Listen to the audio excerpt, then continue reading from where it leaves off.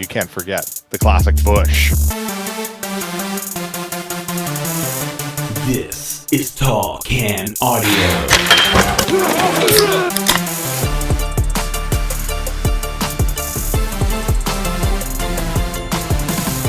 Away we go on an all-new episode of the Tall Can Audio Podcast, episode 1102. Make sure you're following along on social media at Tall Can Audio. Make sure you're subscribed to the podcast wherever you're hearing us right now.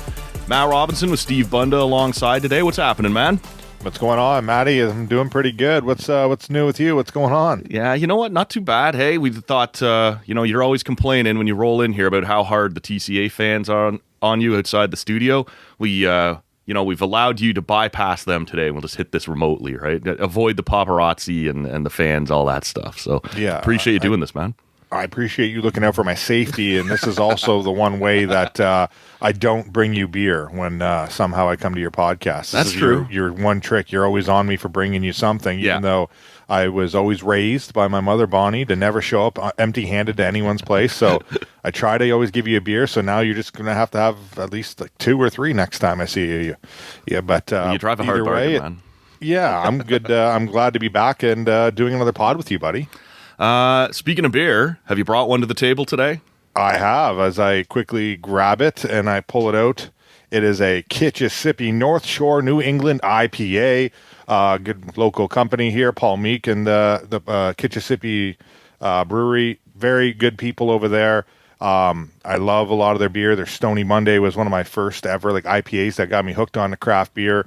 So I saw that they put out a New England IPA, which usually gets my taste buds.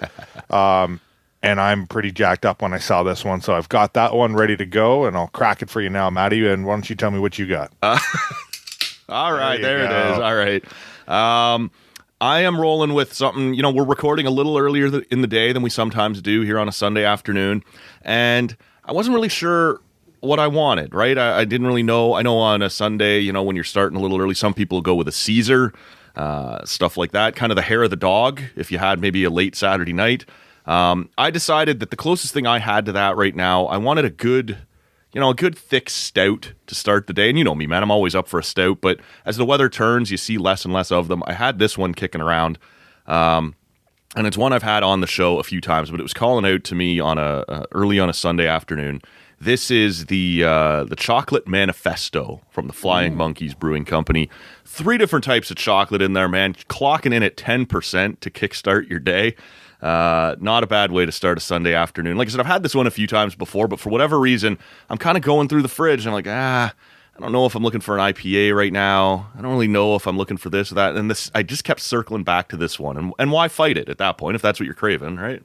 Yeah, maybe it's a sign that you're just not over the Easter era. Like you want some more chocolate in your life, even though Easter was a couple weeks ago. Yeah. No, I think that's true. I have a bit of a sweet tooth, so I'm always down for just about anything chocolate any time of year. So problematic for me in that regard. But otherwise, I've had this one a bunch of times before. Always enjoy it. And on the first sip here, I'm just reminded of just how chocolatey this one is, man. I don't remember. We've talked about this before.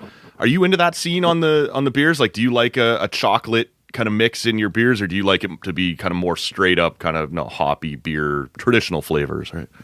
Usually if it has alcohol, I'm pretty okay to try it, if I'm being honest. But no, there's some good, it depends. Stouts wise, it's funny. I'd prefer chocolate in real life to coffee, but when it comes to stouts, I prefer there's been a couple good coffee stouts, some even coffee with pieces of toffee in it, stouts, which are always really good. When it comes to stouts though, if I get I think Big Rig has a good one as well, a good chocolate stout that I've liked in the past. So I like a good amount of it, but if I was to pick a chocolate stout versus a coffee stout, give me a coffee stout. I think I had one at Weatherhead a couple years ago.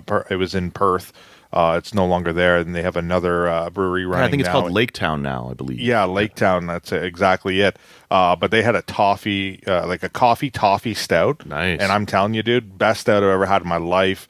I bypassed the IPAs for my round 2 and 3 just to get more of it. That doesn't ever happen. Usually I want to try a couple different ones, but when one catches me, it's all right, let's go. So I'm not someone that goes seeking for stouts either. Right. But when it comes to the beer, it's usually an IPA or maybe just a nice crisp Labatt 50 or a Labatt Blue, just for my roots, because those are some fun beers. Oh, and then you can't forget the classic Busch. Right. No, of course, man.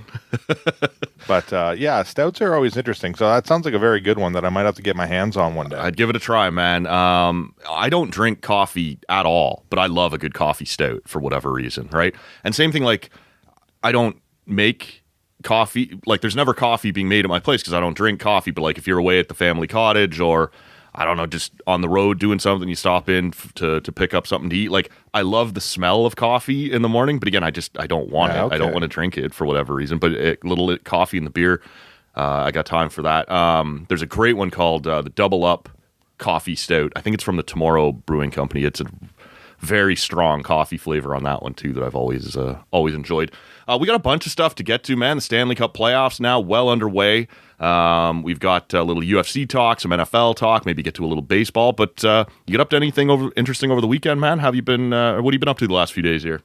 Last few days, yeah, I've just been basically struggling watching this Leaf series, if I'm being honest, over the last few days. But no, I've been busy with work and just trying to make sure things were good. Last night was a crazy night in the sports world because there was a UFC fight card on with only one really big fight that I cared about, a couple other small ones that were okay.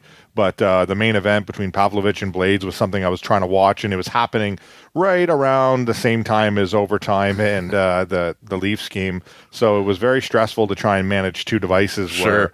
Where thankfully Pavlovich won that one in the first round and ended it quickly, whereas the Leafs just kept me a little bit upset because I don't know about you if you want to dive into it right away, but just seeing a lot of the game last night, it was like the Leafs were in it the whole time, but they were just doing enough to not lose.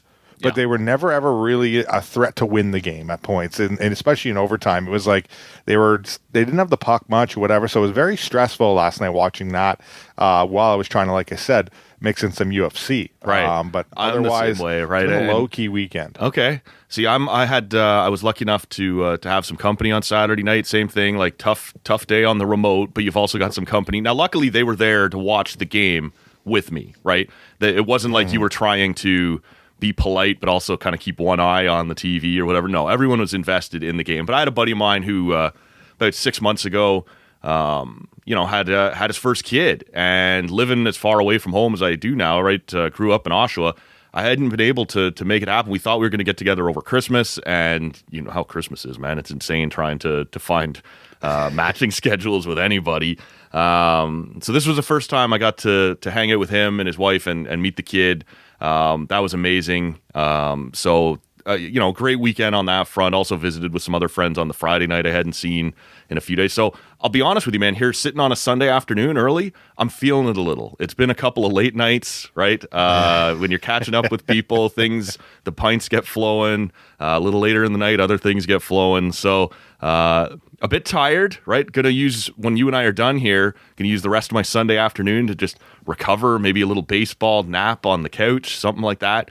But been a solid few days. You mentioned the Leaf game there. You mentioned the UFC stuff. Let's push that back a bit. Why don't we start with some news out of the NFL over the last few days? I was surprised to see this happen on a Saturday. Maybe there's nothing to be read into that at all, but the NFL's come down on, I think, 5 more players for breaking the league's gambling policy. And a couple of them got full year suspensions. Some of them got 6-game suspensions. But they're clearly trying to crack down on this. And this dates back, I'm sure you'll remember the guy's name. Who was it last year who got suspended for gambling? Calvin Ridley, receiver. That's right. For at the time was the Falcons, but then they traded him to the Jaguars in the offseason after the suspension came down. So what did you make of all of this? Because it screams hypocrisy because the league is sponsored by like 18 different sports gambling websites and things like that. But at the same time, they don't want any appearance of impropriety. They don't want their guys betting on football, even if it's other games, even if it's on their own team to win. They just don't want it because it opens up the door to guys throwing games and things like that, or moving the, move the line, whatever it might be. What do you make of this, man? Because this seems like, and you said it on Twitter as soon as the news came out, this is probably just the beginning. What do you make of all this? Yeah, it's been interesting because the NFL and even like all of the major four sports, whether it be the NHL, MLB, NFL, NBA, the hesitancy over the years to engage with sports betting as sponsors, right? And now it's like you can't turn on your TV without seeing at least 2 ads during a commercial break Right. now, which isn't very good. But when you go through and you see now that teams, and a lot of the reason goes back to, Pete Rose and, betting on, games, the Black Sox early back in the day. Yeah. There's so many, when you have that ability to do that, and you see Calvin Ridley, what he did, he was suspended for a year. Now, for the Lions players, Jamison Williams, who was a receiver out of Alabama, he hurt his ACL. He was, a top pick. He was only suspended for 6 games, and this is because he was betting on non-NFL games inside the facility. So he was docked for the 6 games there. And So like he I was said, gambling one of the top picks on team property, but not actually on the NFL. Exactly. Okay. And so, well, another couple guys like Stanley Berryhill, he was also suspended for 6 games. Didn't see exactly what that was for, but I assume it's around the same thing. And the other guys, CJ Moore and Quentin Cephas, they're getting indefinite suspensions because they were betting on NFL games. So they were both released.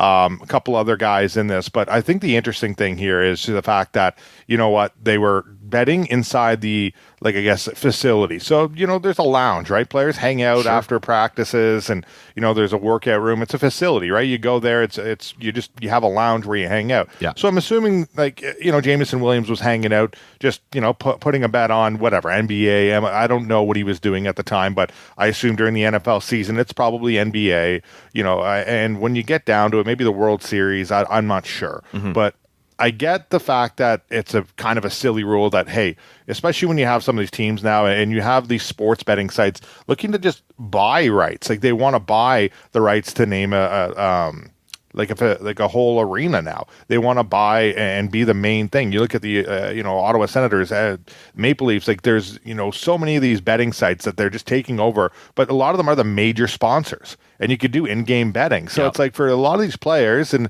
it's going to be difficult for them because a lot of them want to either bet on games, but also just outside of it. So. The big thing, though, and I've seen a lot of former NFL players just kind of like lay the law on this. I personally think this is a bit much because how are you going to start having this many deals and sponsorships? And like I said, commercials, Matt, I don't know how many, if you count them during an entire Leafs broadcast, I'm going to guarantee you see over 25 sports betting commercials, whether it's... And not straight up commercials even sometimes, right? Like it's on the ice now, these new dynamic ads, and they break into, Cabby gives you the update as the line moves and stuff. You're just like... enough, right? It's not even like just straight up commercials. It's right in the broadcast. No, exactly, and that's the thing, and it's money, right? And that's where you see the NFL, the NHL, and like they said, the NBA, the MLB. They're getting more money. They want more revenue, especially after the pandemic. And the one thing that they'll never be able to get away from is gambling, right? And now that it's legalized, it's going to be so much more, and it's going to be so much bigger. I don't know how it's going to, all of these companies are going to be able to succeed down the road. But seeing former NFL players step up about this, I think it was Mitchell Schwartz put it out there, and he just put out strictly. But, you start out as a rookie, you have your rookie, rookies, the first year guys that all get drafted, they have a rookie meeting and it's stressed to you. Like no gambling at all on team facilities, period. Right. No gambling on football. Like they give you the list, they give you the rules.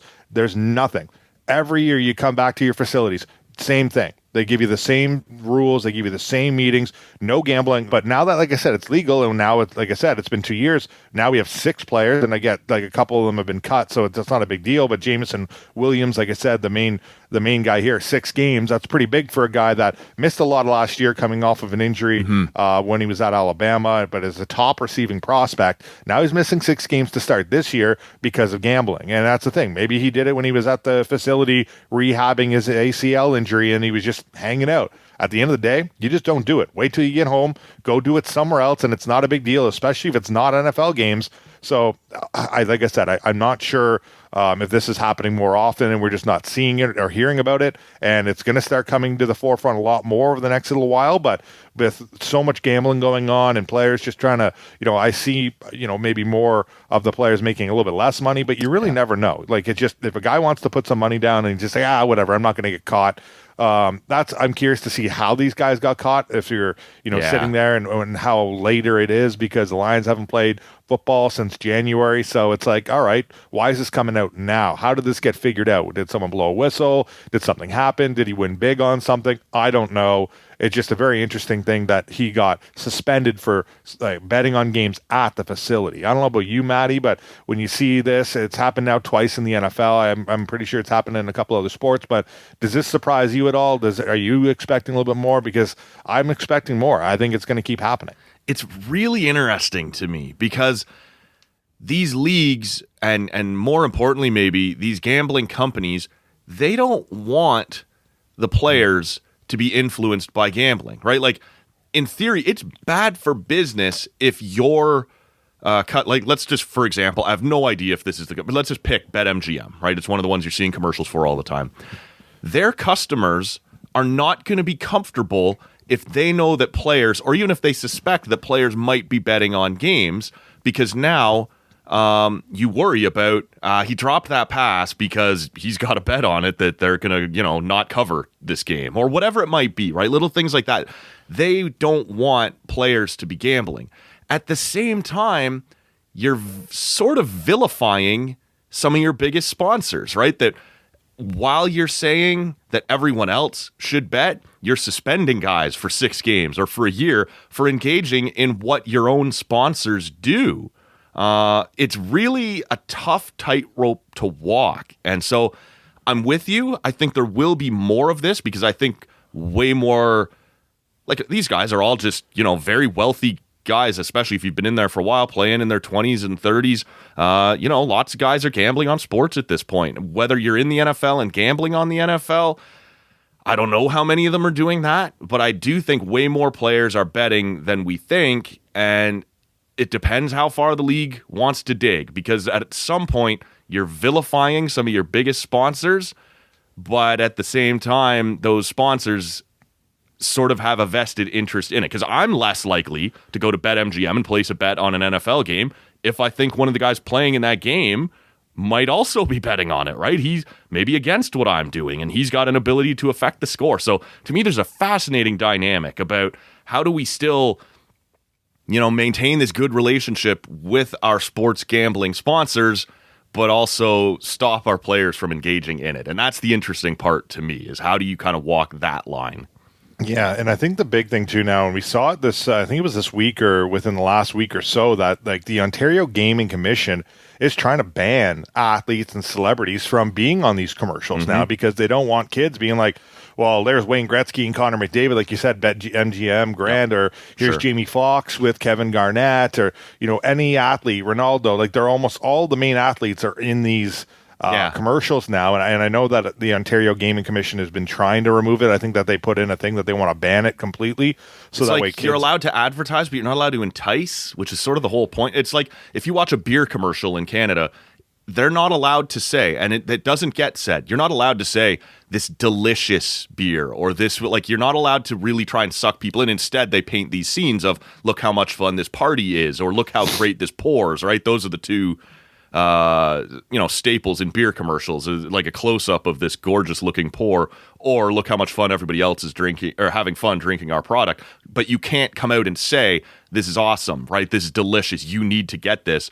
And this will be the same in sports betting. You don't want Wayne Gretzky straight up telling kids, hey, you should bet, right? Betting is awesome. You're going to be allowed to have these commercials, but it's more of an awareness thing as opposed to, look how much fun or how amazing this is. So again, it's an interesting line with that they're going to have to try and walk here. And I've heard the same thing, that they don't want any more celebrity endorsements, which has so far been the main way that these companies are getting themselves out there, right? Like, absolutely. And that's the thing, when you get down to it too, especially like with the athletes endorsing it, like you're going to have younger kids wanting to do it. You're going to have people involved that are watching the broadcast now that deal with it. And one thing too, you see, gambling is an addiction, and that's why there's always those little lines at the end. But people dealing with addiction and watching it, same thing with alcohol or smoking or anything like that you watch, we see that kind of stuff. I think the other interesting factor is that, especially when you get down to a lot of these prop bets, like especially like the Super Bowl comes around, it's like, how long is the anthem going to be? What color hoodie is, the head coach going to wear? What color would the Gatorade be when they dump it? Yeah, and it's just like, if you're Andy Reid and you're in the Super Bowl and it's like, are you going to wear a Hawaiian shirt? Yes or no? Are you not going to just tell your family, yeah, I'm wearing a Hawaiian shirt? Right. You get all bet on it. Right. Like that's the thing. Like there's so many ways now that you can, manipulate a lot of these bets, especially these little prop bets. A lot of them only come up around the Super Bowl, but there are always ways to find these little silly prop bets where it's like, okay, it's very easy for the outcome to be determined here by a certain individual. We're going to see a lot more athletes, I think, get busted for this, and I just think it's inevitable. That's just the way the world works, and I think that with it now being legalized and so much at the forefront, especially in North America since the boom, like here it is, like we're shoving it down your throat whether you like it or not, and I feel like it's just so easily accessible for athletes now, and it's so hard to ignore. So I just think we're going to see a lot more of this now in the next couple of years. I think you're right. It's going to be fascinating to follow, and the NFL does seem to be cracking down on their players. So right now, they're not super worried about that vilifying their sponsors, but it almost is more, I guess, trying to convince their fans we're serious about preventing this in the league. So we'll see how many more of these come out before the season starts again. Let's talk a little baseball for a minute, man. I know you follow the Jays, but you're not necessarily a Jays guy. As you and I sit here now on Sunday afternoon, the afternoon action hasn't really fired up too much yet. But the Red Sox are in 5th in the AL East. The Jays are in 4th in the AL East. But it's still really tight. Like the Red Sox being in 5th are still a 500 team as you and I sit here and record. And this new schedule that they put out where you were supposed to play less games in division and get a crack at playing more of the NL West or the AL Central, some of these weaker sisters, so far, and we're still really early, hasn't led to any sort of separation in the AL East. What have you made sort of early on in the season? I don't know if you want to take a swing at the Red Sox or at the Jays, but just sort of early on, man, the Rays have run over everybody to start. But otherwise, it's still fairly tightly clumped together in the AL East. Yeah. The one reason I don't love a lot of early season baseball is because you get teams like the Rays that are absolutely overachieving. Yeah, for sure. 18-3. Yeah. And 2 of those 3 losses come to the Jays, so that's not a feather in their cap. Sure. Sitting at 12-9. The Red Sox, I haven't been able to watch as many games this year, but I'm not surprised they're kind of sitting there in 5th, even despite I think even if you look at the Orioles, 13-7, I think they're very much overachieving there. The Yankees sitting at 13-8.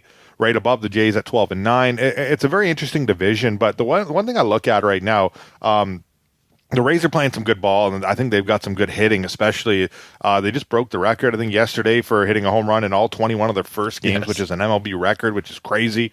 I just don't see them consistently, having this come August. I think they're going to level out. Sure. If I was to say who I think the best team so far that I've watched in the AL East, I do think the Yankees are that team. The Orioles are interesting, and the Jays. The Jays have been frustrating because, like you said, I'm a Red Sox fan, but I've watched more Jays games just because they're that much more accessible here, and I haven't really watched too many baseball games.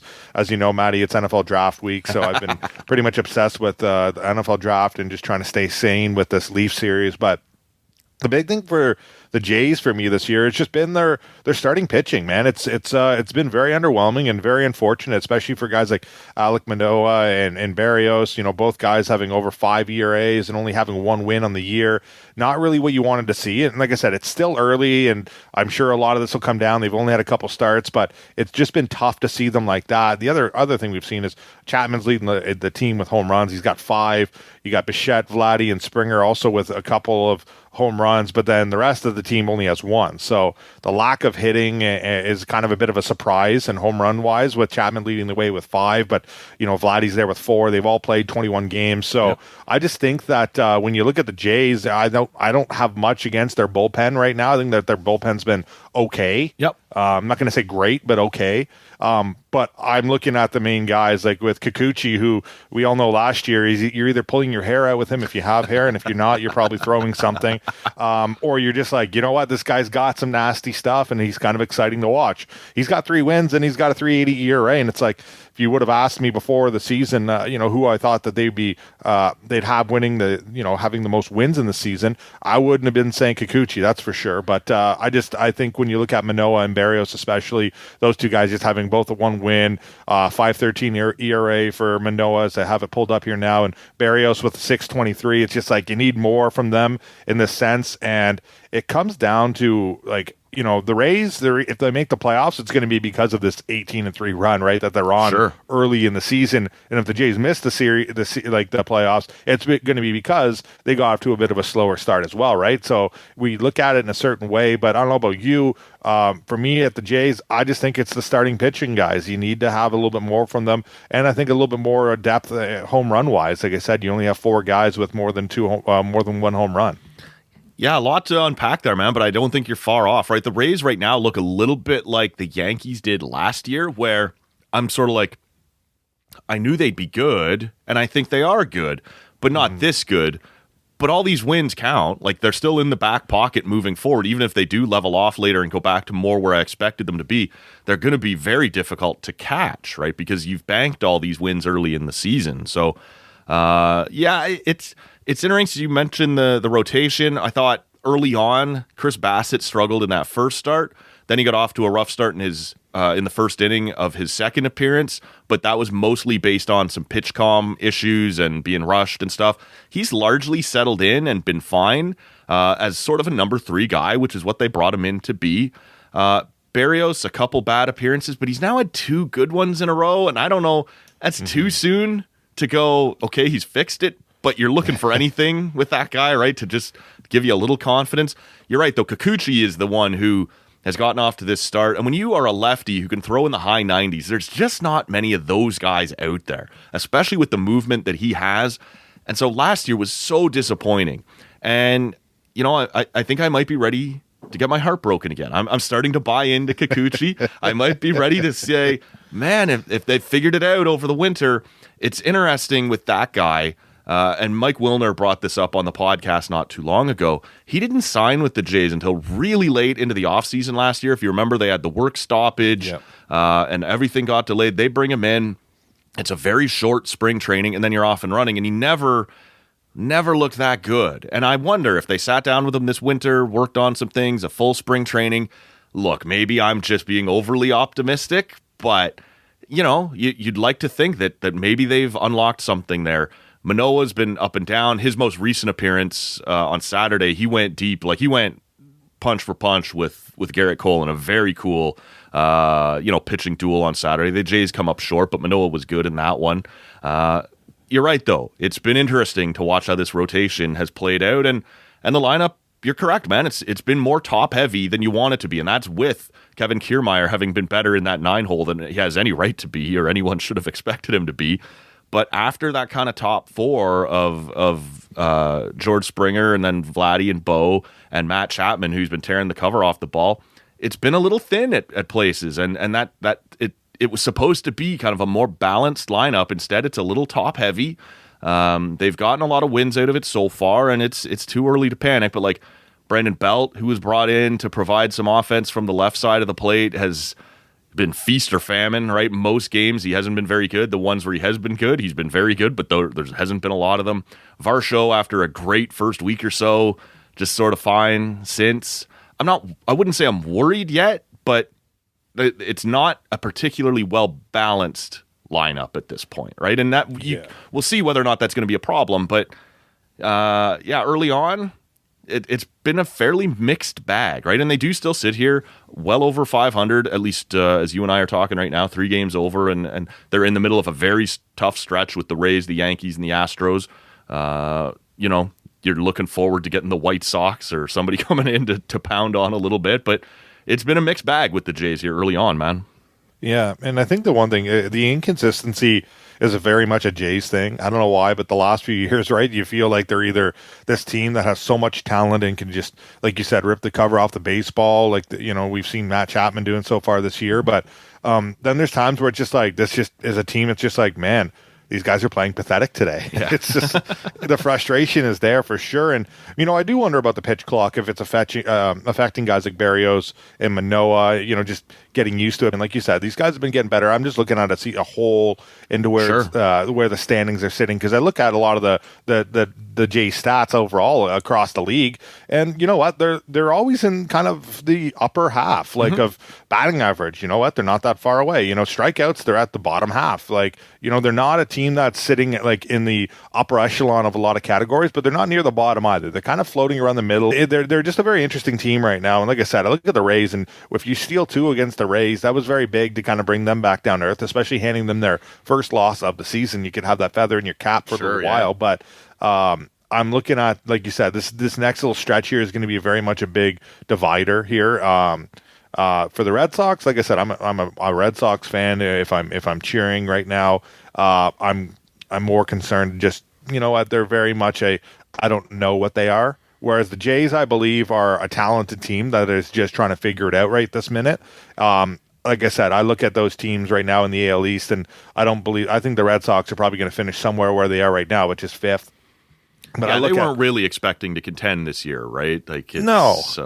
No, and I think the Jays are better than their 12-9 record, and I think they're going to be a lot more. Like I said, it's early season baseball, so sometimes some stats get blown out of proportion, we see teams like this that bring it up. But I do believe the Jays and the Yankees are right there as the 2 best teams. I think the Rays are going to come and kind of level off a little bit. Like I said, I think they're good too, but I just don't believe that they're this good. The Orioles, I don't even know what to make of the Orioles. Tough, eh? They had a good run last year, and you were sort of like, maybe. Like, they're a little ahead of schedule. And then here they are again, making it difficult early on. Yeah, and I don't really know what to make of them, but the fact that they're just sitting there 13-7, they're the 3 teams, the Orioles, Yankees, and Jays. I do believe it'd be 1A, 1B would be Yankees, Jays, and the Orioles are probably better than the Red Sox, because like you said, they do at times. They're like, this team could be a little bit nasty too, but I'm just not so convinced just yet. And they're young, right, and they're going to be good. I just think it's a little early for them. It's true, and I kind of look at the Rays like that too a little bit, right? Randy Arozarena has been so nasty for a couple of years now, but I look at that team as like, there's not a lot of sexiness to that team, but they just get it done. They're just a gritty team, and they've always kind of been like that, the Rays. But I believe that the Rays are going to come down a little bit here from this and eventually fall into the middle of the pack in that AL East. But if they can keep things going, it'd be fun to see another team that you don't normally see around. They've been consistent, but they haven't been, and sometimes they just sell off pieces. They're very interesting, but I don't know if they stay in first place throughout the season in the AL East. I'm going to be very surprised. Yeah, well, like I said, they've banked all those wins now, and you're going to have to catch them at some point, and that might be tough. But I'm with you. I don't think they're this good, but all those wins in your back pocket, you get to keep those. So we'll see how that plays out. I did want to ask you about the Stanley Cup playoffs, man.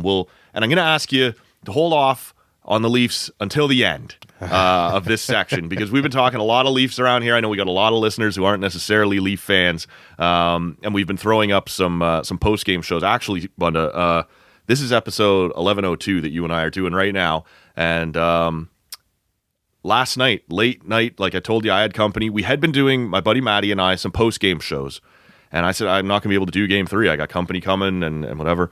And so Matty Lang hosted this show by himself. Quick episode, 1101. At the time, we had done 1,100 episodes. That was the first one that I was not a part of my own podcast. So if listeners want to check that out, Matty ran solo, just giving some thoughts on Game 3 of the Leafs and Lightnings. That's at Leafs and Lightning. That's at tallcanaudio.com or whatever app you're hearing us on right now. You and I will get into the Leafs and Lightning in a little bit. But what other series maybe has caught your eye so far? What things maybe have surprised you early on? What's kind of caught your attention through the first week of the Stanley Cup playoffs here, man? I think the biggest thing has been how good of a job the LA Kings have kind of brought Connor McDavid and the Oilers back down to earth. Yeah. I say that because McDavid only has 3 points in 3 games, and was held pointless in the first game. And I kind of thought that was interesting, but for a guy that had 153 points in 82 games, and the Oilers now trailing that series 2-1, pair of overtime games, so it's been close. But I just think that when you see an LA Kings team that's able to kind of, I don't want to say contain, because he still has 3 points in 3 games, which is not bad. But, for Connor McDavid, That's you're Philip expecting, Deneau, right? Every time that guy's in the playoffs, you see him just get draped onto somebody's number one center, right, and just carry him around like a wet blanket. That goes back to yes, it does. I don't want to bring it up, but the series, the Leafs versus the Habs, and Deneau, and then being the huge free agent signing, and the Kings have been a team that have just kind of been under the radar, going through the rebuild the last couple of years, and they've been just getting better, and they traded quick before the playoffs, which was an interesting thing because now you look at them and the way they've been playing, and it's like, they made the trade, but they're still been good. But I think the biggest surprise for me is just, like I said, how McDavid, they've been shutting them down. And, shout out to former Leaf legend Trevor Moore with the OT winner the other day in Game 3. But Stuart Skinner, right, when it comes down to the Oilers, it's like the depth just hasn't been there. And when you shut down Connor McDavid in that top line, it's like, all right, like the depth just kind of lacks, and them being down 2-1, it's not over, but it's been interesting for me. And I think the biggest surprise for me is the other Canadian series I've watched so far. Before we do get there, let's just stay on LA for a second, because I do think that series, I wonder, as you and I sit here, this will be released Monday morning, so the listener will know what's happened in Game 4 for Edmonton and Los Angeles. I wonder, though, if you wouldn't be better off when you're on the road like that, and Philip Deneau is doing the job that he's done on so many stars over the years, and he's, so far been able to contain McDavid. I always thought it was better off when they had Draisaitl on his own line, but I wonder on the road, when McDavid's having some trouble, if I wouldn't load those guys up together for a lot of shifts and give McDavid some help there, right? Force Deneau to have to make a choice as to which one of those guys he's going to be on any given shift. And then when you go back home for Game 5, split them up again because you control the matchup game. Like, I just wonder, it's nuts to say that Connor McDavid needs help, but in the playoffs, we've all seen it. The rules change. You're allowed to drape yourself all over guys, slow guys down. On the road tonight, I might consider loading those two guys up together and making it that much harder for Deneau, and then going back to it at home. Do you have any thoughts on that? Or no, I agree with you. I think at times, I think that, and like I said, Connor McDavid had 2 goals in the last game in Game 3. Yeah. I believe that he is going to find it. Like he's been progressing. He went from pointless in Game 1, had the assist in Game 2. You can't contain that guy for long.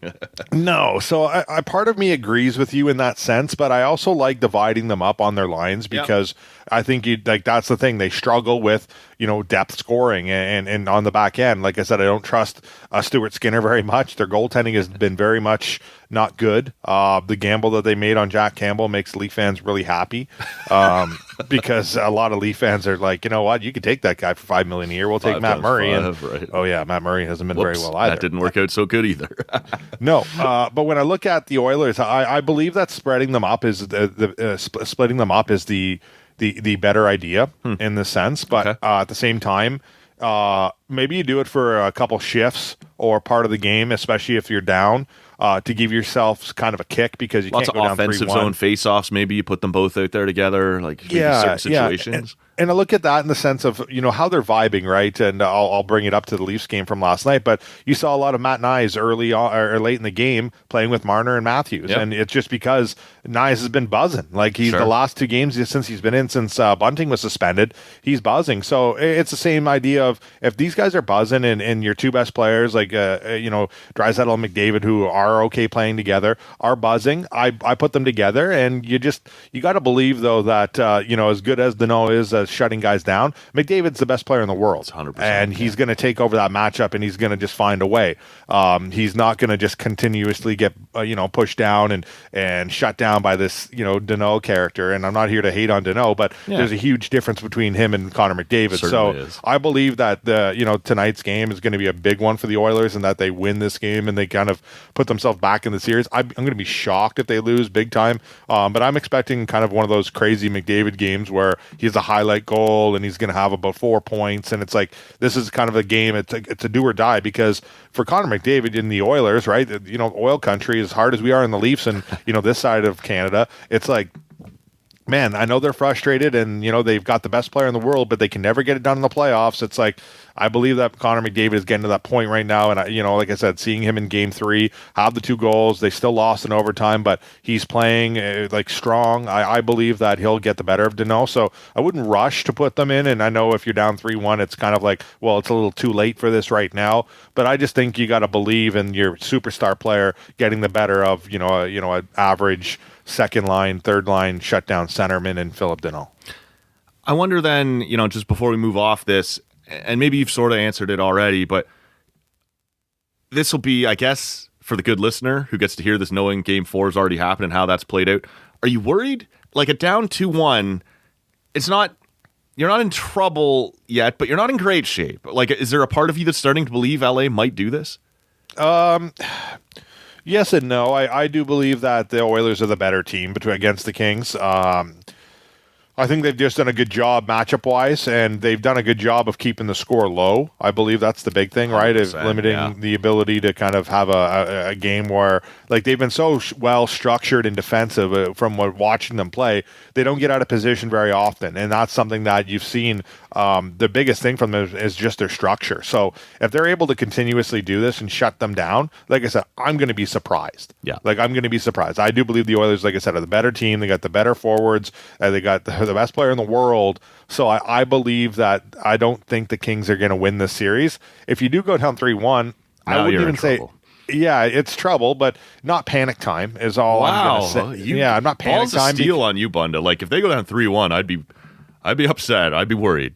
Yeah, you're upset is a good word to use because I'm sure all fans are going to be upset. A lot of people are going to be upset to see Connor McDavid lose in the first round. But going down 3-1, like I said, you still have the home ice. You still have a lot of the idea here that, you know what, we can do this and we've got the best player in the world.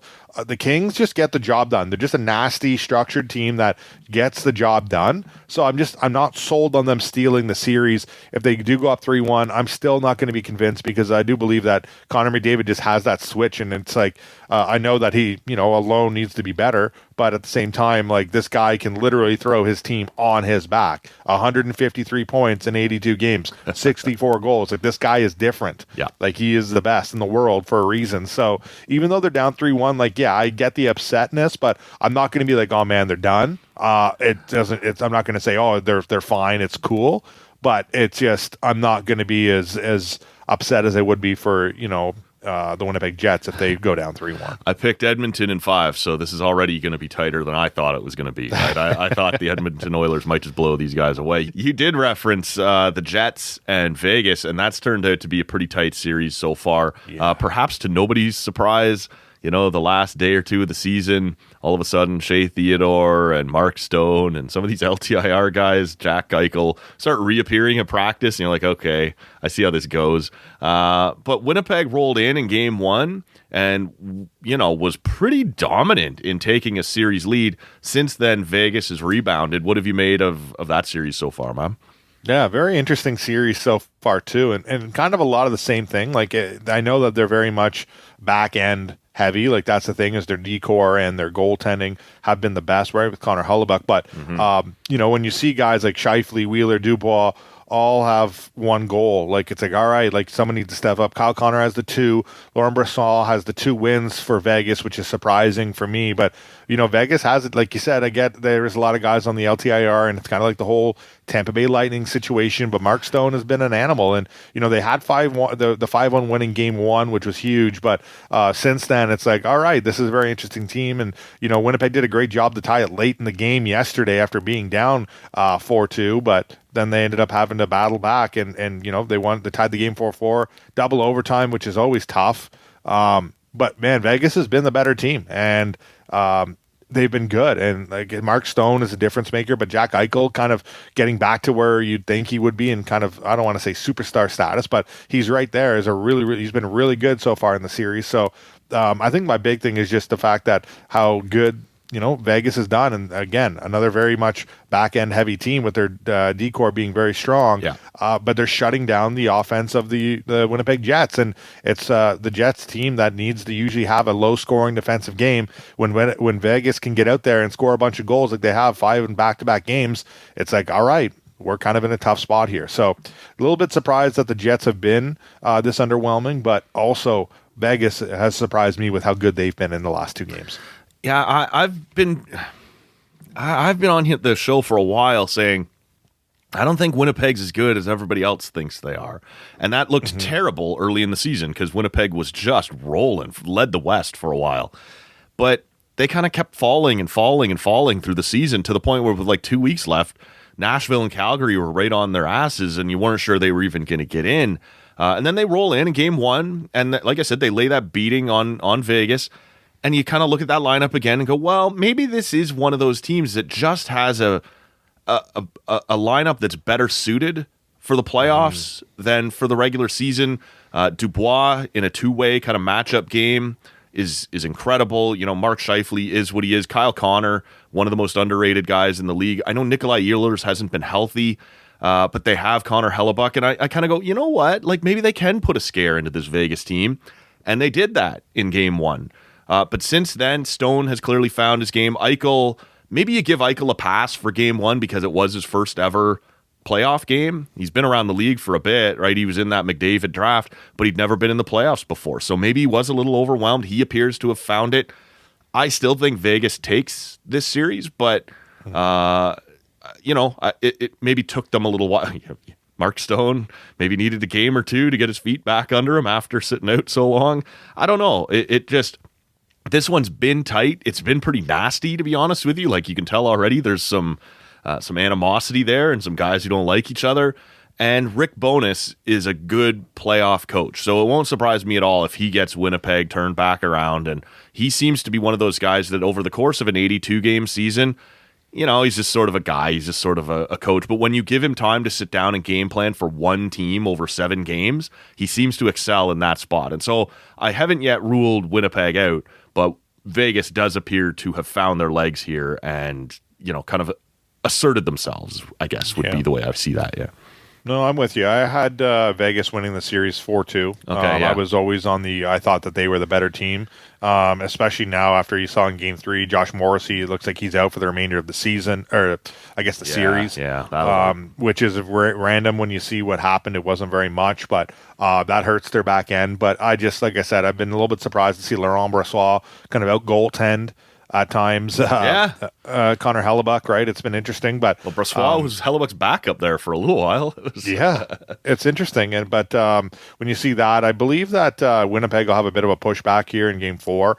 But I do believe that Vegas wins the series still 4-2. That was my prediction heading into the series. But I just think that once the Golden Knights get going, like you said, when Jack Eichel, give him the Game 1, but Game 2 and Game 3, he's been a difference maker. 100%. And you look at Mark Stone being back out there, who's an absolute heartbeat of that team, and just such an interesting guy and so much fun when he scores goals. And seeing him on the ice, Sens fans in Ottawa loved him, and sure. I still wish he was here as a captain. So to see him out in Vegas and the way he's doing things, I think Vegas still takes that series, and the absence of Josh Morrissey moving forward is going to be interesting for the Jets. They might be done. They could be out 4-1. I think it's 4-2, and I think they have a pushback next game, but I'm about Vegas in this one. I think Vegas is a very much a sneaky team in this playoffs, even though that I think that they're pretty stacked.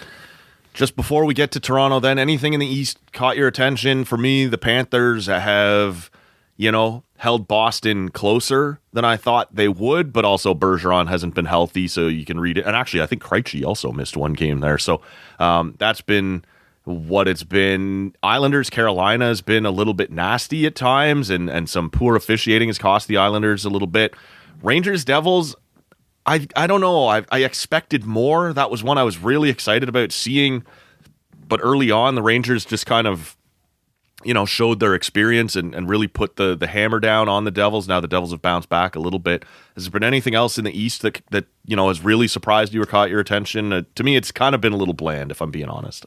Yeah, it has been. And I only watched a little bit of Bruins Panthers, but I guess the surprise there is that the Panthers were able to take one away from the Bruins. Yep. I'm just not sold on the Panthers, and I thought that the Bruins would sweep that series. Otherwise, I haven't watched any Carolina Islanders. No, it's I've seen some highlights of it, but the other one I've been interested in, and I guess just it's been pretty interesting, is the Rangers Devils. I was expecting, I don't know, it's been nasty a bit, but I wanted more. Like you want the battle of kind of New York, New Jersey, so close. You want it to be just like this. Absolute. I was kind of looking at that series as probably the most exciting one in round one, other than Leafs Lightning, and I wanted a bit more, but I haven't watched every single game. I've only watched game one and parts of game two, but I missed game three, so I want to see a bit more. I was expecting like you go back a couple of years ago and it was Panthers Lightning round one, right?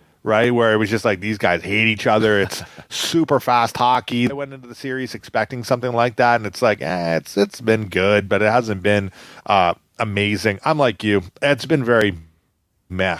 Like, it's been very meh. And with so many series going on all the time, I'm just trying to make sure I watch a Leafs game, and I'm trying to make sure I watch the Oilers and the Jets and see what goes on that way. And I'm curious to see Colorado over Seattle. I want to see how Seattle would handle that matchup. So I've been watching a little bit more of that as well. And I haven't seen much of Minnesota and Dallas. I'm not sure about you, but that one hasn't otherwise really in the West. Yeah, in the West, what was kind of your big thing lately? Yeah, it's been mostly the two, like, I was going to say the two Canadian series, but it's not even close. Like, I've been far more engaged in LA, Edmonton than I have in Winnipeg, Vegas. Dallas, Minnesota, I honestly don't know if I've watched 1 minute of it so far. I did after last night's Toronto. Both. Yeah. After the Toronto game there on Saturday, we had Colorado, Seattle on, and that was all right. Seattle's put a scare into Colorado, and Colorado's depth has been tested a little bit here with Landeskog now out for the playoffs, so they're not quite what they were, also having lost Kadri.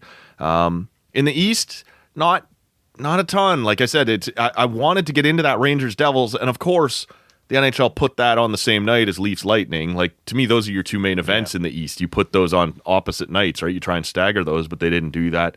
Yeah, Alex Lyon for the Panthers is starting ahead of $14 million in goaltending and Bobrovsky and Knight, so that's a little messed up. And I still think, obviously, the Bruins, get that done probably fairly comfortably. Again, I haven't even looked at what the schedule is today. I guess that game's probably going on this afternoon, game 4 in that series. But yeah, it's honestly in the East, it's been a little less interesting to me than what's gone on out West. But why don't we get to the main event? I've asked you to hold off this long, but as we sit here now, let me at it, buddy. Yeah, exactly. It's Leafs Lightning. Leafs up 2-1 in that series after an overtime win in Game 3. I'm going to let you take the reins on this, man. And people have heard over the course of the series what I've thought, after games 1 and 2. But, to me, it looked like Toronto, for the most part, in Game 3 got pretty clearly outplayed and just hung around until they got a win. What have you made of this back and forth series so far, man? Yeah, well, especially when you go into Game 3 and it was 2-2 at the end of the first period, and it's like, okay, this is going to be a 7-6 hockey game for one of the teams again, because back-to-back games in Game 1 and Game 2, we saw both teams score 7 goals. Yep. So it's like, all right, this is going to be quite the game. And then it kind of just leveled off, and it was, a goal in the second period that it was a 3-2, and then the Leafs waited till the very end of the third period to tie the game.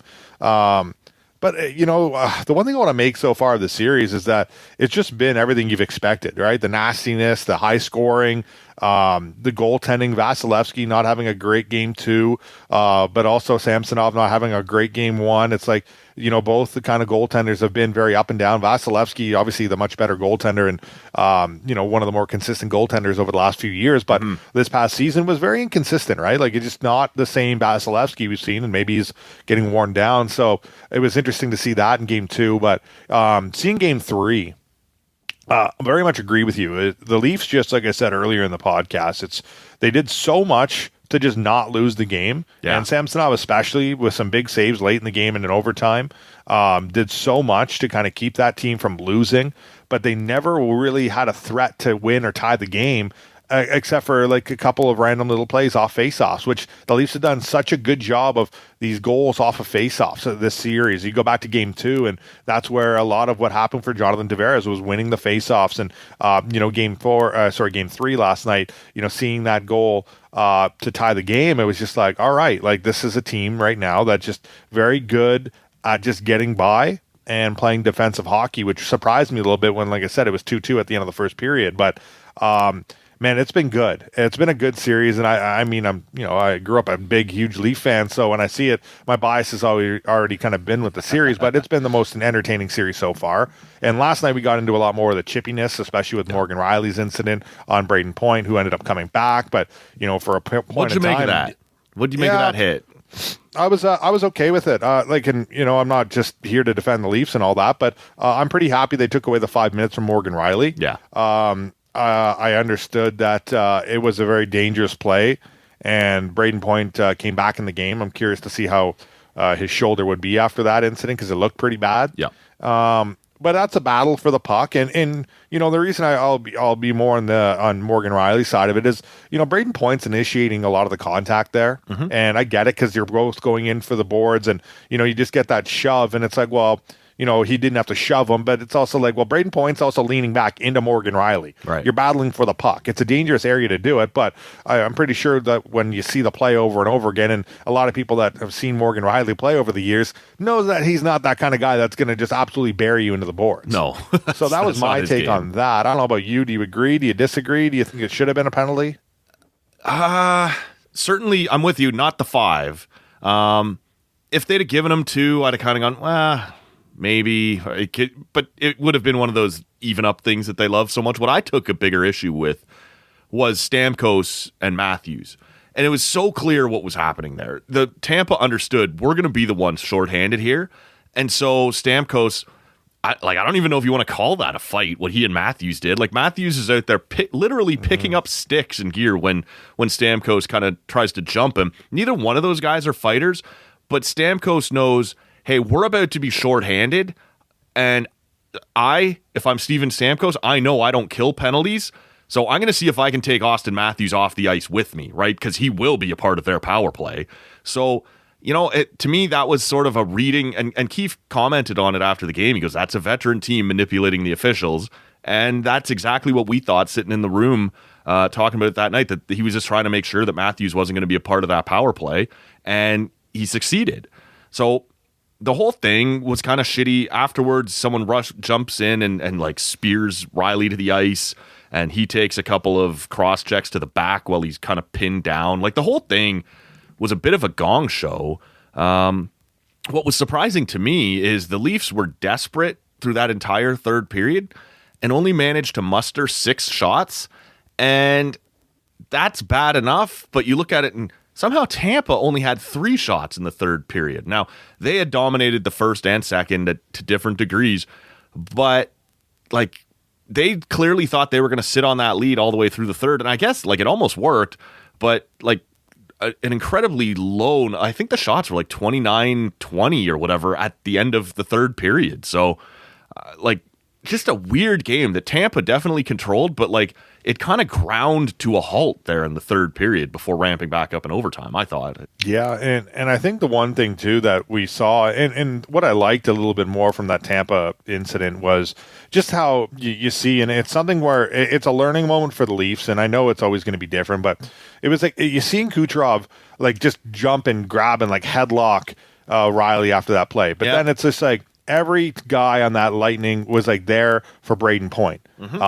And like you said, a very veteran team stepping up and doing it. It's something you want to see more of from teams like the Leafs who have all this talent, but then, when something happens, it's like, guys kind of just cower away and don't really get involved. And it's like, you want to see that little fight for your teammate. And I get it. It wasn't like I said, I don't believe it was a penalty. I understand, like Morgan Riley got pretty much beat up, and I think he got a 2-minute roughing call because every guy just pretty much went after him after that happened. Yeah. The Stamkos Matthews thing, it seems like they were talking a good bit too. So I'm not sure if Stamkos was chirping and Matthews was just kind of giving him the... At any level of hockey, that's Matthews' first fight. He's not out there looking for a fight. That was Stamkos who drew him into that. No, for sure. And it kind of surprised me that Matthews really did engage, even though it kind of like he kind of got goaded into it. But Like I said, I like to see that reaction from the Lightning because I like the fact that they are all there for their, one of their best players, if not their best player, other than Kucherov or Hedman. And Hedman, who came back into the game after being injured, played quite the game himself. But, I was okay with that whole incident. But like I said, third period was like, all right, this team, like it's third period, even the overtime. Overtime was more all Tampa, all Tampa. Yes. And it's like when the Leafs got that goal from Morgan Riley from the point, it's like, all right, you guys hung on to this entire game. You kind of gutted out a win. I've liked a lot of what I've seen from Luke Schenn. I don't know about you, but I think he's been amazing for that team. He's been better than I expected him to be. Like I'm not one of these guys who buys as much of the intangible stuff as a lot of people talk about. I more like the numbers. I want to see that, guys have possession, guys have expected goals, guys have offensive zone time. Like, to me, over the course of time, those things usually fall in your favor. But Luke Schenn has been better. Like, he was one of, probably with Matthews, Riley, and O'Reilly, those were the four best Leafs in Game 3. And I didn't think I would say that about Luke Schenn coming into this. Just, blocking shots and like actually created a couple of opportunities in the offensive zone, which is not his game. But he's not backing down from anybody.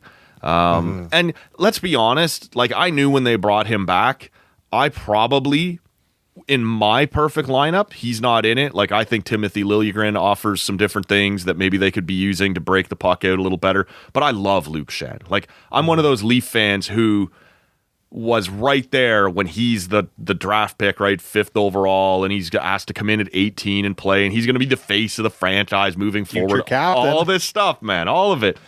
I really like Luke Schenn, even if I didn't think he was one of our 6 best D options. I was happy to have him back in the fold, but he's been way better than I would have expected him to be thus far. Yeah, I think he struggled a lot in Game 1, but the whole team did. Yep. But games 2 and 3, I think he's been one of their better defensemen. Agreed, man. Yeah. The way he's been playing, especially like you said with the puck. Not that it's surprising to me, but there were a few plays in the third period overtime and just where he was just so calm in his own end and getting the puck back. I feel like he is a bit slower, so at times he does get caught. And but even like so many times, instead of making a risky play, like if he's kind of got it at the blue line, he doesn't know what to do. He just kind of lobs it towards the net, and we'll just sort of see what happens. Like, that's never a bad play, right? Just get it in deep. Don't try and make a risky pass. Like, just basic plays that you need sometimes, right? Yeah, and even in his own end, I think has been surprising for me just when he's had the puck. Like, he's not just firing it off the boards and getting it out right away to get the puck off. Like, he's taking moves. He's making moves. Like, he's skating around guys. He's moving the puck out of the zone a lot more, which has surprised me. But I think he's brought the element that they've been wanting on the back end as a guy that can move the puck, but also has that body and physicality and nastiness around the net that they've needed. And I know that they've tried to, bring in guys over the years, and it's like, but not really. And I agree. I wasn't sure where I wanted him in my 6th defenseman, but I wanted him in the lineup for the playoffs, at least for the first couple games, unless he was going to be absolutely atrocious. I wanted Liljegren in over Hall, and I still do. Right. Hall has been very whatever, and at times just very much like he's been all season, very much implodes with the puck on a stick, and it just drives me crazy sometimes. But Luke Schenn has just been very much surprising to me as a guy on the back end that's stepped up a lot. And, you look at him and you bring up a lot of the guys that have been so good. Matthew Nyes, since he's been in the lineup the last 2 games, like, he's been good. Like, he's not coming out.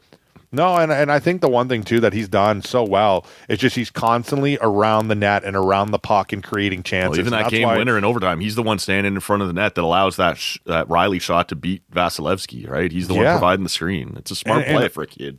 Yeah, and I think what was crazy to see, I brought up earlier, but when Keefe put him with Matthews and Marner late in the third period, and you know what? Instantly, that first shift that they were all together generates a scoring chance with the puck kind of in front of the net. Like, nothing came of it, but he had a backhand chance and it just missed the net. And it's like, all right, like, this kid is like, all right. And we see that a lot in college hockey, guys, and they come in, they play really good in the playoffs, and they kind of need a year. But I think I've just liked the way he's always got the nose for the puck. He's always around it, and he's always kind of generating chances, and he's been very surprising. He had a point on the Achari goal, so like you said, he didn't get a point for the game-winning goal in overtime, but he did a great job of just, like you said, setting things up. So I I've been very impressed with this Leafs team, like especially after game one, right? It was the world's going to end and Leaf fans are really upset. The remainder of the series is going to be a lot like we saw last night. A lot of one-goal games, a lot of less, these crazy high-scoring games, even though I thought last night's game was going to be like that.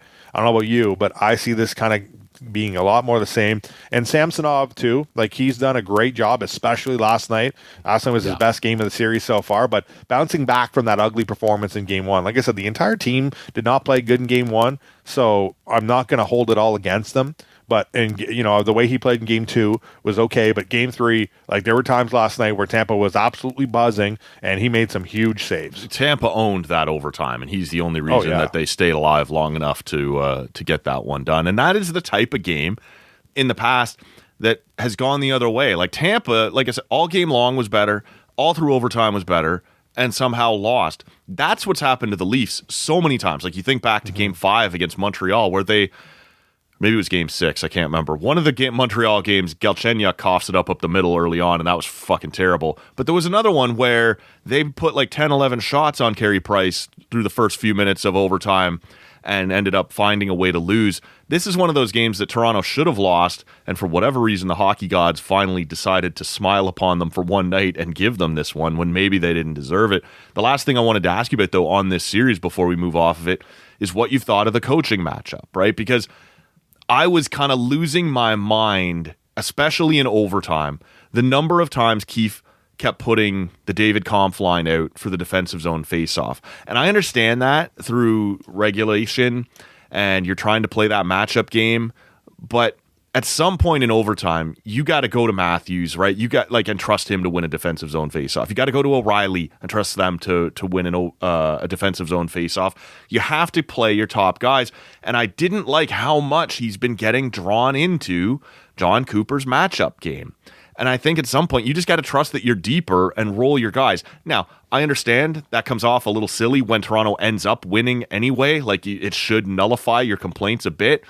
But there's been moments where I sort of have felt like John Cooper has sucked Sheldon Keefe into playing John Cooper's game when Keefe doesn't need to do that. I'm not sure I'm loving how this coaching matchup is going so far. Yeah, it's been very okay for me. A little bit surprised, like you said, with Matthews not getting the benefit of the doubt, especially he was at 57% last night in the faceoffs. Camp was at 47. My only thing is I love David Camp, and he's been my probably second favorite player. I like him too, but second favorite player so far the playoffs. Yeah, okay. But I agree. I don't think you need to put him out there in those situations as much. I get it though, because that is your shutdown line. Like, you kind of want him out there. It seems like, and the one thing I've seen a lot of is Zach Aston Reese, and he's been good lately, but I think we're seeing a little bit too much of him. Agreed. I understand you kind of want to give these guys, especially for Matthews, I'll give him the benefit of the doubt, but I'll go with the fact that Matthews was out on the ice a lot late in the game. I think he was double shifted, him and Marner, for a couple shifts. Yeah. And then but he had just been in the penalty box for a lot longer than he should have been because they couldn't get a whistle of that whole incident, and there was no whistle. Too. Oh my God. Yeah, exactly. But at that time, that was when the Leafs were starting to kind of pick up some momentum too.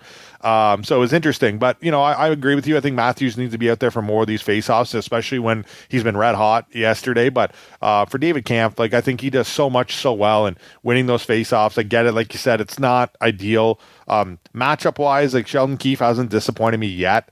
Personally, I'm kind of over Hall, and I know they've probably been on the Hall, get him out of the lineup all season. Kind of train. I want to see Liljegren in the lineup. I think he would add a little bit more. I know he relies on Hull a little bit more than he does, but even for, Brody's been a little bit disappointing. I think that he's taking a few penalties, and he's been just kind of he's been getting lots of ice time, but it's a tough matchup though, right? Yeah, he's got and I was literally going to say that. It's man, he's in a really tough spot, and I like Brody. I think he's played a little bit better as of late, but I want to see a bit more out of that that pairing. But like I said, for the matchup wise, I'd rather Hall out of the lineup, and I know Keefe loves Hall, so he's gonna probably ride with him for a little bit. Yeah, Hall's gonna he kills penalties a little. I haven't loved Hall's game either, but he has been, despite some of his mistakes, he's pretty fearless. He'll stand in there and block shots. He's okay on the penalty kill. Those are some things I'm not sure Liljegren would do quite as well, but I think Liljegren would be better at breaking the puck out, breaking some of that pressure that Tampa's bringing on the forecheck and just making a nice pass to get you out of the zone. So it's sort of, what do you value over the other? And I think Liljegren could be contributing, but they obviously disagree. Anything else on the Leaf series before I want to ask you about the UFC here before we get out of here, but anything else on this one before we wrap this part of the show up? I think that that game last night was so big for the Leafs to win that game in overtime when you're getting outplayed. Confidence wise, I think that's huge for them. So I'm very curious to see how it translates to game 4. Because you could see, and as soon as Braden Point came out of the game and was injured, that the Lightning were buzzing, like they were finishing their checks and they were so into it. But then when he came back, he had a very good scoring chance, and Samsonov made a huge save in front of the net on him. But it kind of like it sucked that momentum back away from them a bit. Like it's like they kind of leveled off a bit after he came back, and I get the worriness is there, but. I think that last night's game for the Leafs was a huge momentum boost for them heading into game 4 tomorrow night. I believe the Leafs will win that one, and they take 2 games from Tampa on home ice. I think they have a 3-1 lead heading into game 5 back at home. Big balls, Bunda. You love to see that. My balls was hot. As we talk about UFC next. So I didn't get a chance to look at any of this, but I figured you'd be keeping at least one eye on it throughout the madness that was the hockey last night. There was a UFC Fight Night card, and main evented by Curtis Blades and Sergei Pavlovich. And like I said, I didn't see the fight, but I was surprised before I went to bed. I was seeing a lot of talk that maybe Sergei Pavlovich is, a guy that might have a reasonable shot of taking the title off of John Jones at heavyweight. Now, we know that Jones versus Stipe Miocic is the next fight. And so I don't know if it was you and I who've probably talked about this on the show, that might be, win or lose, a reasonable retirement point for John Jones if he kind of knocks out or finishes Miocic. If he loses, maybe you're gone anyway. And if you win, how long do you want to hang around and take some smaller fights that aren't going to be quite as profitable? But for Sergei Pavlovich, this is his 6th straight victory with a first-round knockout. That's the first time that's happened in the heavyweight division in the UFC. Is that enough for you where you would want to then see that? Is that what's next for Pavlovich, or do you think he needs to show a little more? Like, what do you make of that fight against Curtis Blades, and what does that leave Sergei Pavlovich with next? Oh, man, I don't even know where to start on that one. Yeah. But you know what I wanted? I wanted Jones versus Pavlovich originally because I believe he was a stand-in backup guy for Jones versus Gahn. And I was like, you know what? Jones versus Gahn is probably not going to be exciting. It didn't move the needle at all for me, but the hype was already there around John Jones being a heavyweight, right? Yeah. So I was on board with, not cheering for someone to get injured, but for a replacement fight to happen between Jones versus Pavlovich. But what's next for Jones? I think it needs to be this. No offense to Stipe Miocic, but you fighting John Jones is just like you just got pretty much knocked out for the last 2-3 years against. And you've been gone for 18 months. Yeah. And it's one final chance to use that name. That's all this is, right? I agree with it, but I don't like it because I believe that for Miocic, go right off into the sunset. You won your fight against DC. Yeah. I feel like your fight against Ngannou was very much like you're older. I get it. He's always been a lighter heavyweight as well. Yep. He usually comes in around the 240 to 245. So he's a little bit on the lighter side when he's usually in the octagon. So it's like you're getting in there with some of these nasty guys, and you don't need to go to war with some of them now.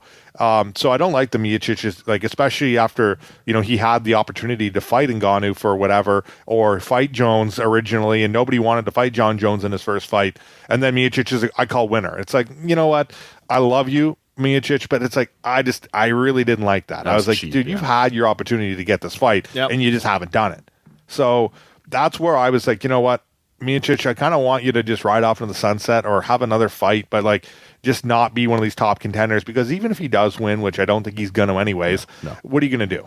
You're going to retire regardless, but you just didn't do it in your last fight against Ngannou because you weren't sure what you wanted to do. Yeah. But getting another fight to just kind of get maybe knocked out again or beaten by John Jones, and I know there's a business too, right? He's going to make some money off that Jones fight, whether he loses or wins, right? There is that element, but... for sure. But I absolutely think Pavlovich is the next guy that needs to fight John Jones for the belt. But we are going to do Jones Miocic, right? Like that's happening.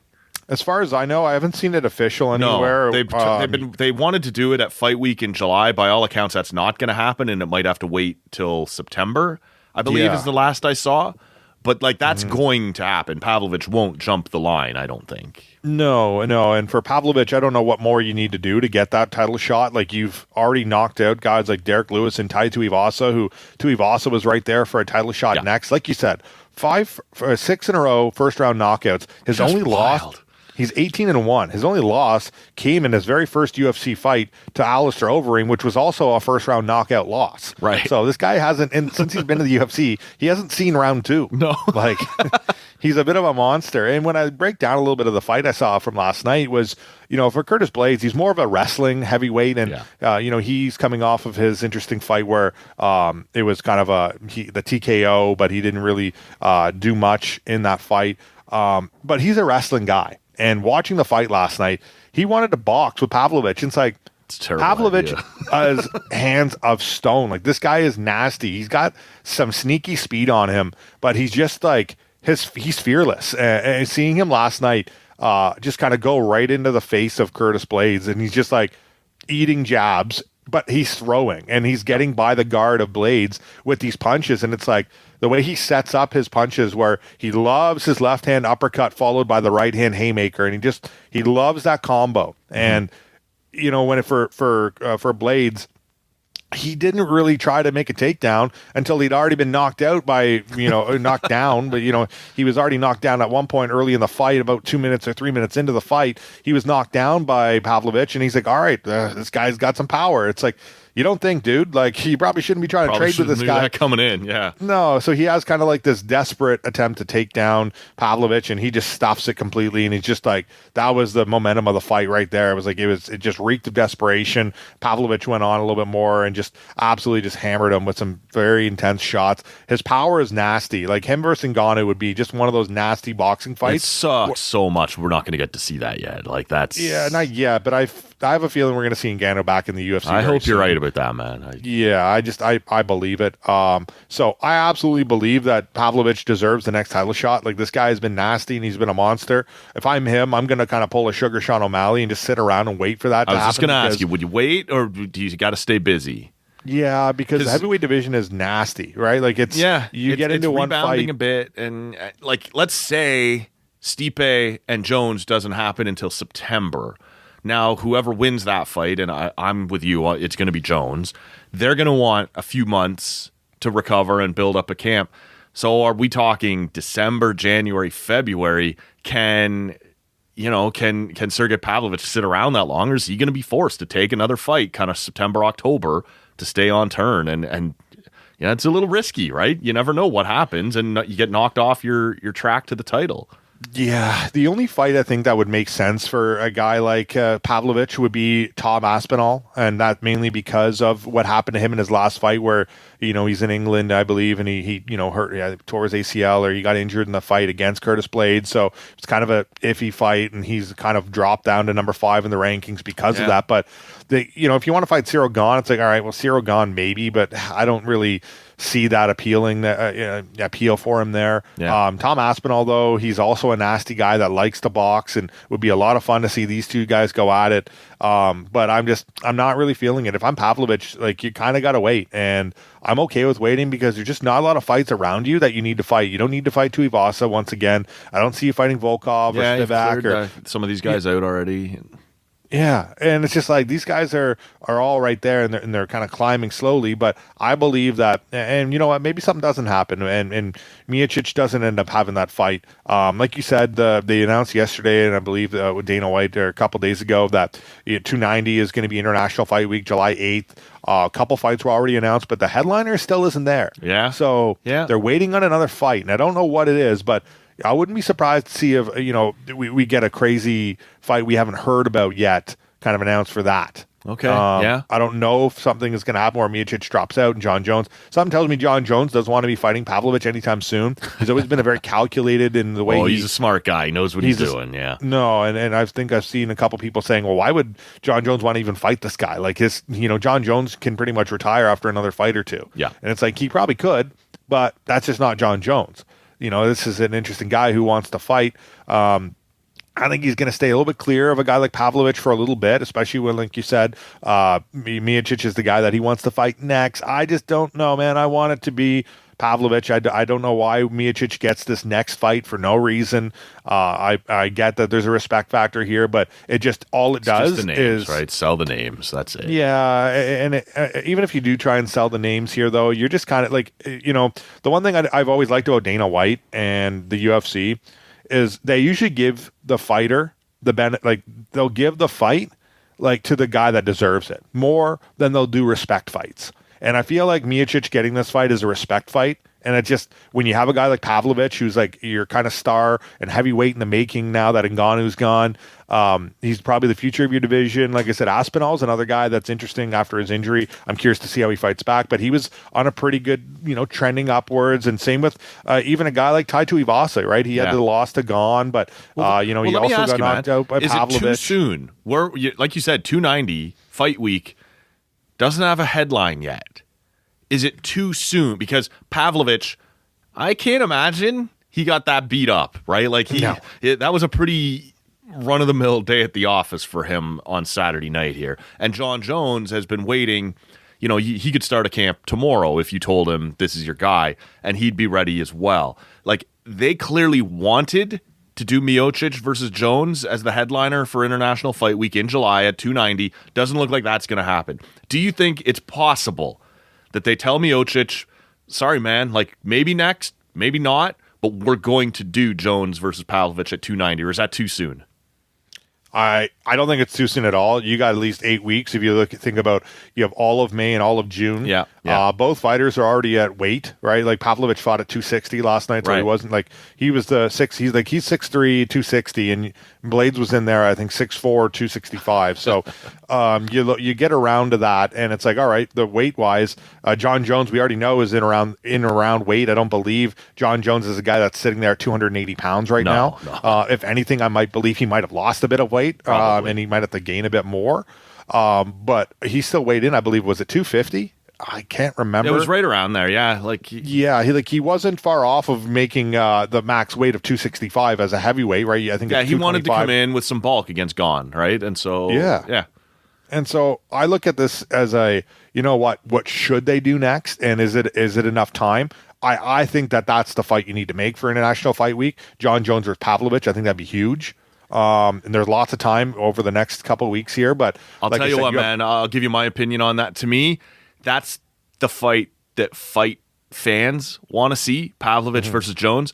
I think Jones, for better or worse, versus Miocic is the bigger, the one you can sell to a more casual fan. And that's often what they try and do at International Fight Week, right? It's big names. And so while us as fans want to see Pavlovich Jones, I still think, and obviously Miocic isn't going to happen in July for whatever reason.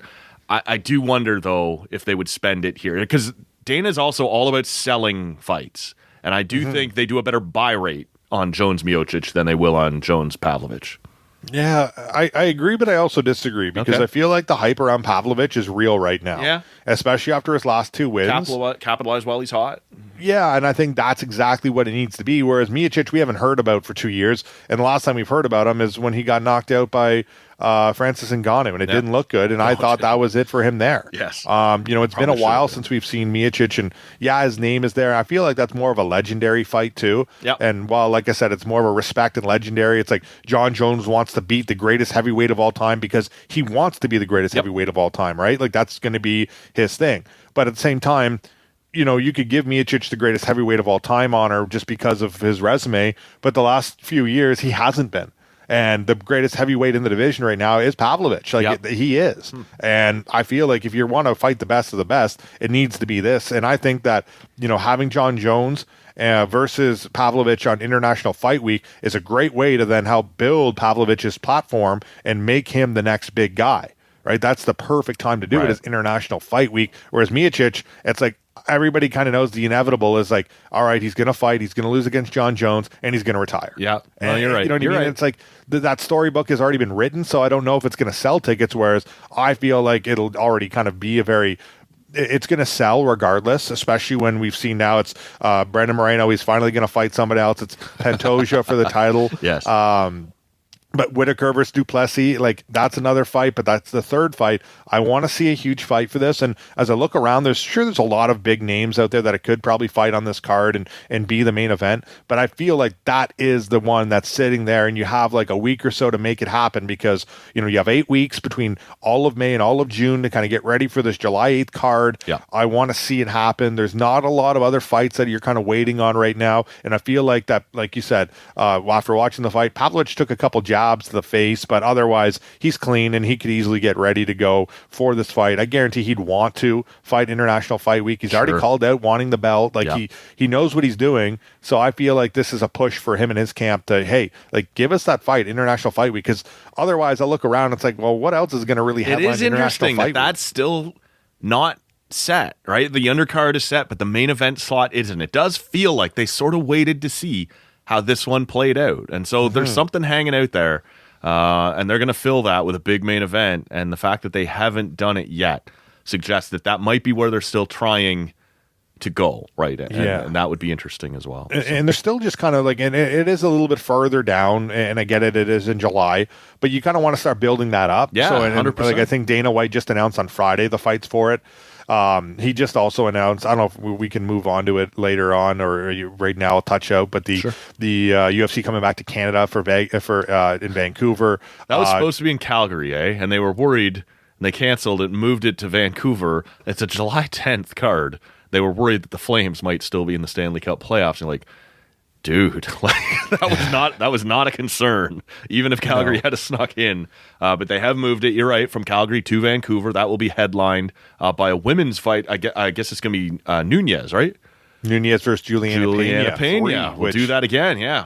I'm excited for that. Too, I think the other big one is Charles Oliveira versus Dariush, who's been a guy that's been just kind of moving towards a title shot as well. Yeah. He's a monster in the octagon, and he's been battling back. Oliveira just coming back off a loss, so that's a huge fight too. But the big thing for that fight is obviously the overwhelming amount of Canadians on the card too. Kyle Nelson is going to be on there.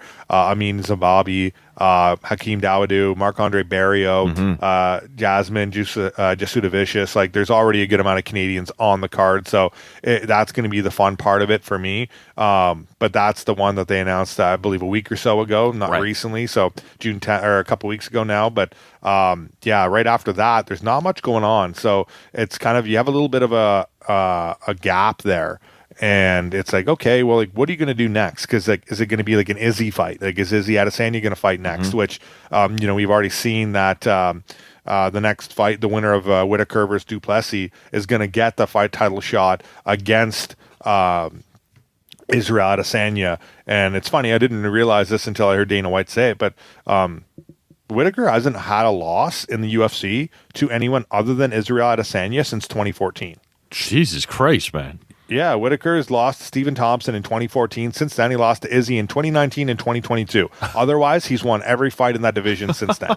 So, like, this guy, and it's like, I've kind of always just like, yeah, he's there, but he's just like, whatever to me. Yeah, he's sort of in the background, but apparently always winning. And Duplessis has made himself a name lately. So, like, this is a big fight for him. And now with Alex Pereira kind of moving up to light heavyweight, it's like, all right, you kind of don't have that other guy there. It kind of gives you the middleweight division to work with here. So I'm more interested now to see, like I said, a lot of these fights are kind of sitting in their own areas. And like I said, O'Malley's waiting. You got guys kind of waiting. We have a card coming up this weekend with, which is going to have a lot of implications, I think, moving forward. But with Sterling versus Cejudo, all right, Triple C's back. That's the card May 6th. That's the next big card. So the big one on that is, Burns versus Muhammad is now a last minute fight. Bryce Mitchell versus Evloev, which was supposed to happen a couple, I think, last year, but then it got moved and he had to end up fighting someone else. And for Bryce Mitchell, like, he almost retired after his loss, and it's like, all right, where is he at? But the big thing there was Sterling and Cejudo is like, what's next for O'Malley, who's kind of waiting for his title shot? Does O'Malley get International Fight Week against somebody in that division to kind of, all right, just keep yourself okay? Like, that would be my other backup card. Like, there's a couple fights that you want to see in International Fight Week as the headliner, but I don't know if you would put him as the main event when he's not fighting for a title. Right. So unless something crazy happens very short here, which I don't think is going to happen,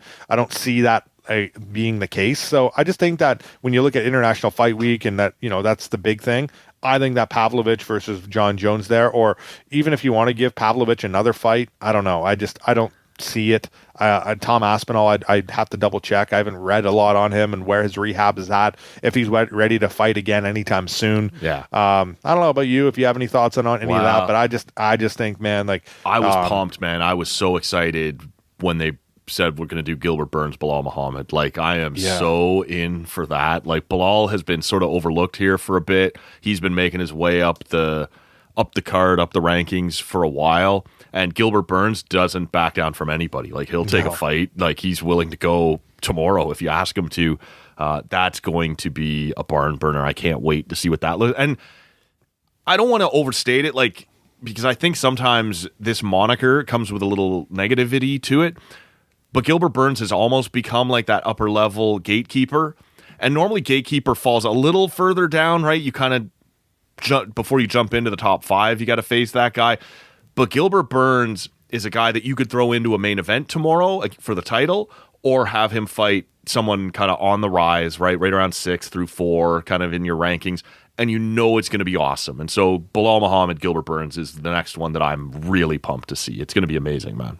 Yeah, for sure. And I'm curious to see what happens in the featherweight division next, too, because Volkanovski, Holloway beating Arnold Allen a few weeks ago here now, he's that division is sitting in such a weird spot because it's like, do we really need to see Holloway versus Volkanovski again? Probably Volkanovski. Not. No, it's like, yeah, you just kind of want to see what happens next there, but it's also like, what really does happen next there? Yeah. Like, it's like, I don't really know.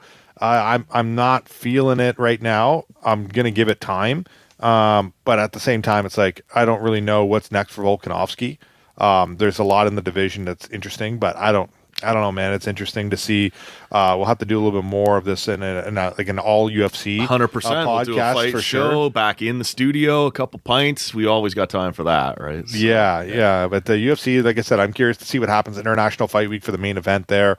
And the other big thing is that they usually want an American fighter, right, for International Fight Week. It's right around the 4th of July, which is why I believe John Jones is going to be that guy. And why I also think Sean O'Malley has a chance to kind of surprise with maybe a random fight there. I don't see it, but it's just my other backup, and I also love Sean O'Malley. Yes. I want to see him back in the octagon, selfishly, that is. But stay tuned, I guess, to see what happens with maybe we'll do the next pod whenever we hear the announcement of that main event fight. But Moreno versus Pantoja is a big one, and Whitaker versus Duplessis is another big one. So that's already what we've gotten. And like I said, this May 6th card versus Sterling versus Cejudo, I don't know about you, but I'm just hoping that Triple C just kind of gets his ass kicked. Same, man. I'm with you on that one. And that's probably not a bad place to wrap up today's episode of the podcast. Man, it's one of the best times of the year, right? April, October is the other one, right? But right now you got the NBA playoffs, you got the NHL playoffs, you got UFC going on, you got baseball up and running. NFL draft. NFL draft, CFL camp's going to open up here pretty shortly as well. That's going to be awesome.